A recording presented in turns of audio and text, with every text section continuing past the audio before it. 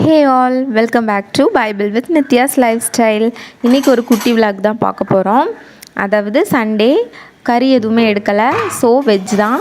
இன்றைக்கி கொஞ்சம் பீன்ஸு, முள்ளங்கி அப்படி எல்லாமே இருந்துச்சு. ஸோ அந்த காய்கறிகளெல்லாம் நறுக்கி சின்ன ஃப்ரை மாதிரி வச்சு, அதாவது துவரம் மாதிரி வச்சேன். பீன்ஸ் துவரம் மாதிரி வச்சுட்டு புடலங்காய் குழம்பு, அதாவது எங்களுக்கு வந்து தேங்காய் இருக்கிறதுனால அப்படி அரைச்சி ஊற்றி அந்த மாதிரி ஒரு குழம்பு மாதிரி வச்சுட்டு அன்றைக்கி லைஃப்பை ஓட்டிட்டோம். அன்றைக்கி கொஞ்சம் கஷ்டமாக தான் இருந்தது. அதாவது ஒரு 2 டேஸாக எனக்கு கொஞ்சம் ஸ்ட்ரெஸ்ஸாக தான் இருந்து. ஸ்ட்ரெஸ்ஸாக இருக்கும் போதெல்லாம் உண்மையாகவே சொல்லப்போனால் ஒரு கவிதை எழுதிடுவேன். ஏதாவது ஒரு கவிதை எனக்கு கிடைக்கும், ஸோ எழுதிடுவேன். இந்த கவிதை வந்து நம்ம யூடியூப்பில் இதை பார்க்குற எல்லாருக்குமே நான் இதை வந்துட்டு ஷேர் பண்ணுறேன். ஏன்னா இது உங்கள் லைஃபுக்கும் வந்துட்டு இதே போல் நடந்திருக்க வாய்ப்பு இருக்குது. ஸோ என்னுடைய கவிதையை கேளுங்க. வலி நிறைந்த வாழ்க்கை. நம்ம வாழ்க்கையில் நிறைய வலிகள் இருக்குது.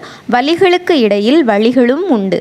வழிகாட்டிய கைகள் நம்மை வலிக்க அடிக்கவில்லை என்றாலும், பிற வாய்கள் பேசும் மொழிகளின் வழியில் நமக்கு வலித்தாலும் பரவாயில்லை என்று வாழ்ந்தாலும், எனக்கு பிடித்த நீ, உங்களுக்கு பிடிச்சவங்கள யாரையாவது ஒருத்தவங்கள போட்டுக்கோங்க. ஸோ எனக்கு பிடித்த நீ எல்லா வழிகளிலும் என்னை நடத்தி செல்லும்போது இருக்கும் மௌனம் வலிக்கிறது. என் தாய்மையின் வலியை விட இந்த வழியின் தனிமையின் வழியில் உன் மௌனம் எனக்கு மிகவும் வலிக்கிறது. ஸோ கண்டிப்பாக நமக்கு பிடிச்சவங்க வந்து அந்த இடத்துல மௌனமாக இருக்கும்போது கண்டிப்பாக வலி நமக்கு நல்ல கஷ்டமாக தான் இருக்கும்.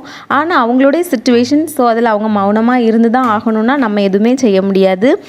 இப்படி இருக்கிற டைமில் தான் எனக்கு வந்து பைபிள் எடுத்து நான் ரீட் பண்ணும்போது எனக்கு அந்த வசனம் வந்து என் கூட பேசும். ஸோ அந்த வசனத்தை தான் நான் இன்றைக்கி உங்கள் கூட ஷேர் பண்ணுறேன். என்ன வசனம்னா 2 நாளாகமம் 6:31. உம்முடைய வழிகளில் நடக்கும்படி தேவரீர் ஒருவரே மனுபுத்திரரின் இருதயத்தை அறிந்தவரானதால் நீர் அவனவன் இருதயத்தை அறிந்திருக்கிறபடியே அவனவனுடைய எல்லா வழிகளுக்கும் தக்கதாய் செய்து பலனளிப்பீராக. ஸோ கவலைப்படாதீங்க, எல்லாருடைய லைஃப்பும் கண்டிப்பாக ஸ்ட்ரெஸ்லேருந்து ஒரு நாள் மாறும். ஸோ நம்ம நல்லவங்கன்னு சொல்ல வரல, நம்மளை கஷ்டப்படுத்துகிறவங்களும் அவங்க நல்லவங்கன்னு சொல்ல வரல. யார் நல்லவங்களோ கெட்டவங்களோ கடவுள் பார்த்துப்பாங்க.